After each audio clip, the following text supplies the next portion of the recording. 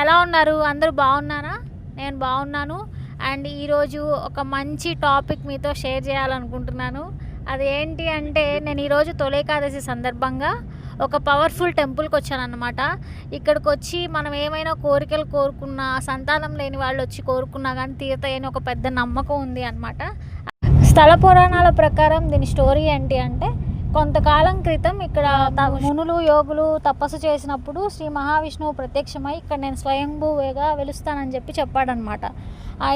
తర్వాత కొంతకాలానికి ఇక్కడ పొలంలో రైతు పొలం దున్నుతుంటే అక్కడ ఒక రాయికి రక్తం రావడం గమనించాడనమాట. అప్పుడు ప్రజలందరినీ పిలిస్తే అక్కడ దేవుడు ఒంట్లోకి వచ్చి నేను ఇక్కడ స్వయంభూగా వెలిశాను, నన్ను ఇక్కడ పూజించండి అని చెప్పేసి చెప్తాడనమాట. అలా చెప్పినప్పుడు ఇక్కడ ఈ చెట్టు కింద స్వామివారు వెలిసారని చెప్పేసి పూజలు కొనసాగిస్తూ ఉన్నారనమాట. ఇది ఎక్కడో కాదు, ఆంధ్రప్రదేశ్ రాష్ట్రంలో ఉన్నటువంటి అమరావతి మండలంలో మల్లాది గ్రామం అనమాట. అక్కడికి వచ్చి మీ కోరికలు కోరుకుంటే ఖచ్చితంగా తీరుతాయి. ఓం శ్రీ నమో వెంకటేశాయ.